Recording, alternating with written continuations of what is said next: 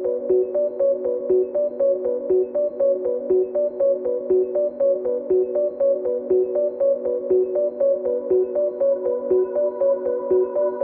guys, welcome back to Mystifying Miracles.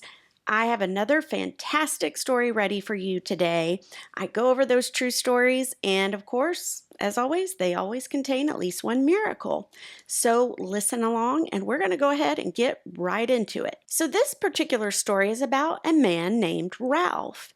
And from the book, it's a new book of miracles that I got, and I thought it was very interesting because in each story in this particular book, and I'll list the book in the description, they had these people sign actual affidavits, which I found interesting, so that I guess that gives that extra believability for some. I always believe people at their word when it comes to these miraculous stories, but I thought I'd just add that. I thought that was a cool little tidbit. Anyhow, so Ralph, this is his story. In October of 2008, Ralph, he just went in for his yearly physical like he always did. And of course, because of his age, like every man, when you get to a certain point, they do what is called a PSA test. And that stands for prostate specific antigen. And that's just to make sure that the levels are good and that men do not have prostate cancer. Well, of course, at this physical, the doctor told him, Ralph, your physical, fantastic, except for your levels of your PSA are just a scotch too high. So he said, let's be safe, and how about I send you to a urologist? Let's double check everything. And because the doctor didn't seem too worried, neither was Ralph. But he did what he needed to do. He set up an appointment, and like with any specialist, it's usually at least a month out, and it was. So a month later, Ralph found a urologist and got in for an appointment, and that urologist ended up taking a few biopsies. Well, when the results came back, unfortunately, they looked Ralph in the face and said, I'm sorry, Ralph, you've got stage 4 prostate cancer. Well, of course, Ralph, he was shocked. He didn't understand. I mean, he was fine. He felt fine. And how could this be? And it was almost like he said, as he received the news, it's almost like he was hearing it was for somebody else instead of him. So he's, in that shock, he's just kind of looking down, staring at the tiles on the floor. And he said in that moment, he noticed just a gentle voice, just ever so slightly, but he heard it. And it said, Ralph, be at peace about this.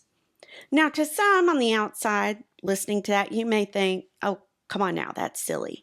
But Ralph claims that that is exactly what he heard. And when he heard it, he said a peace came over him, his whole body, mind, spirit, and he was just calm. He felt okay. In fact, he felt exactly what the voice told him, at peace. And Ralph says instantly he knew, you know what? I shouldn't worry about this. I know God's bigger and I know He's going to take care of me. So when Ralph left that appointment that day, he says he left with a calm spirit. Now on his way home, of course, thoughts flooded his mind and he thought, gosh, how am I going to tell my family? They're going to be just as shocked, but not only that, they're going to be extremely upset. So he was thinking of ways how to do it because he's like, I want them to be as calm as I was when I received the news. So that evening, he sat them all down, told them the bad news, and of course, the initial shock upset. So they let that out. But he did say that after, the shock wore off for a second, later that night, they were okay. And they were okay because they saw how Ralph was okay. They saw that he was calm, that he was peaceful, and that he really didn't seem too worried about this. So that kind of helped his family be calm and be the same way. Now, Ralph, of course, went back to the doctor to discuss what are the treatment options, and they said the best thing to do would be to remove the prostate, and they would do so by using robotic surgery. So he set that up, and that's what was going to be done. And Ralph says that after the surgery was done, it was strange. He really didn't have any pain hardly, maybe just a little, but not enough to be bothersome. So that was great. And of course, as anybody knows, when you or a loved one have a surgery, what do the nurses do the next day, if not the same day? They get you up and walking, and that is because they don't want blood clots to form. So, a day after his surgery, they did the same to Ralph. They got him up and walked him around the hallway and got him moving. And they had just got back to his room, and there was his doctor. His doctor had stopped by just to chat with them, give him an update, and, see how things were going since the surgery. So, Ralph, that's the last thing he remembers because something awful happened right then. As he entered the room, Ralph coded, and Ralph woke up, he's on the ground, he's looking up, and he sees all the medical staff, doctors, nurses looking over him, and he's like so confused. He's like, what happened? What in the world? Why am I on the floor? And they told him, Ralph, as soon as you got into the room, your heart stopped. You had to be resuscitated. We called it code blue. I mean, he had the paddles, the CPR, the whole 9 yards. And out of this, scary situation, Ralph says a blessing came about. He was like, you know what? Thank the Lord that my wife and none of my family were in this room and got to witness that, because that would have been terrifying, seeing a family member go through that, and not even expecting it. All he had was, a prostate removed, but goes to show you, like, those blood clots can form after surgeries, and the reason being they get you up and going.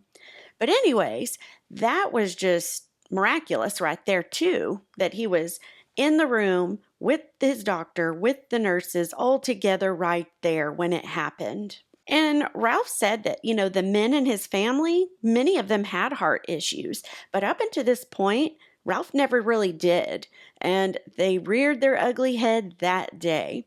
So before he left the hospital, he ended up having a pacemaker placed. And the doctors, for good measure, also did one more biopsy of the prostate. They wanted to make sure that cancer was gone. And when those results came back, the doctor said that there was just a little bit of cancer still in the margins, is what they said.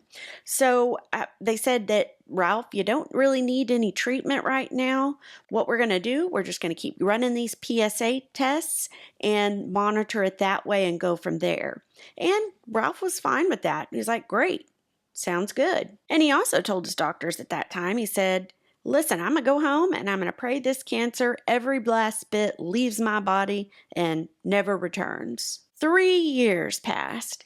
Ralph was fine. No cancer, living his life, enjoying it. And unfortunately, that 3rd year, the big C word returns. And this time, his doctors recommended very aggressive treatment.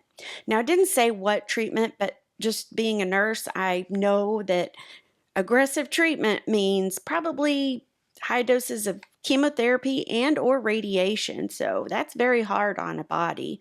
You guys, I'm sure out there's some that have been through that experience and know that firsthand. So Ralph, he was listening to the doctors and taking everything in. And when they were done talking, he just looked at him and he said, no, that he wanted to just seek prayer for the next 3 months and go from there. Well, I'm sure that upset the doctors. They probably thought that is a very bad idea. But that's what he wanted to do. That's what he felt on his heart. And that's what Ralph did. When he got home, he found a prayer ministry that was in his own church. And every week he requested from that prayer ministry. He said, please pray for me. I need prayers for healing. 2 weeks go by. Ralph feels the same. 4 weeks go by, and he's persevering. It's not easy, but he's still in it, and he's still praying, and he's still asking for those healing prayers. And 8 weeks had passed, and it was on a Thursday evening when Ralph had a dream. He said that in his dream, his pastor was there, but his pastor was in a black suit. And as the pastor talked in his dream, it was just low and somber. And he remembers seeing the back of him, the pastor in the black suit, talking to people in pews. And the people in the pews were Ralph's family. And that's when Ralph realized, oh, this is a funeral. Not any funeral. It's my funeral. And when he woke up that morning, obviously he was upset. He was confused. He didn't know what to think about it, but he was very nervous and worried. But despite those feelings, he kept going to church. He kept requesting the prayers for healing, and he kept praying for the healing. And during this time, Ralph shared with another gentleman. I'm assuming it was either a close friend or somebody in the church congregation. But Ralph told the man about his dream. And the man replied, quote, "Oh, don't be concerned. That funeral was not for you. It was for your cancer." Right away, Ralph said the peace came over him again. And it was just this calmness, and he knew in his heart he was going to be just fine. It's very interesting. It went from waking up being terrified and, oh my gosh, that's my funeral, to now just talking to this random guy, whoever he was, and the guy just knew. Now, was this guy an angel? I guess that's possible.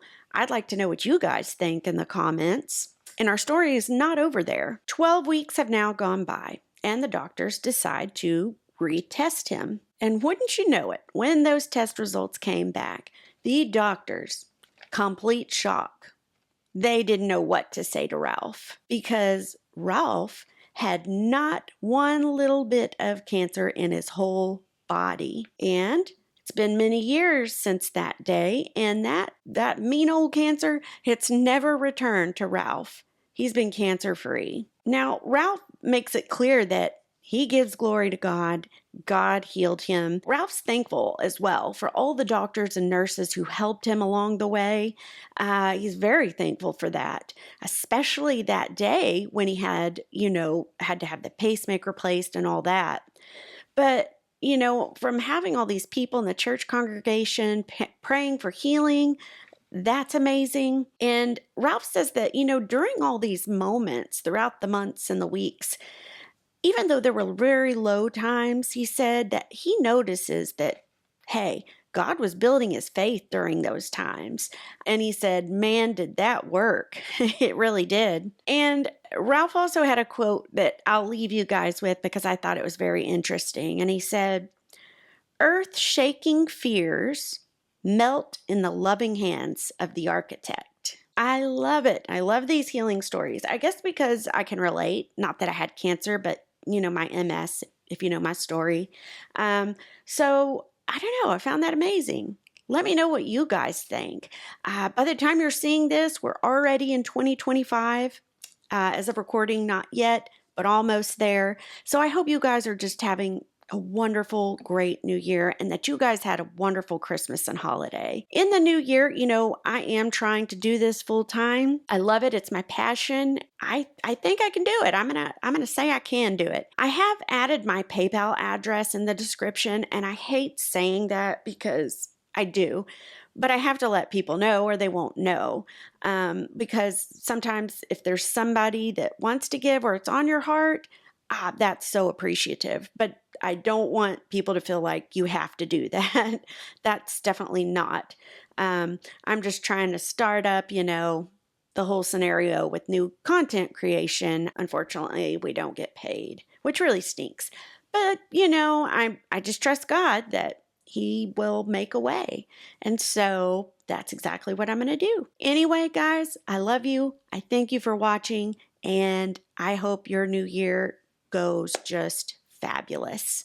Thank you for watching, and I'm going to see you guys for the next one.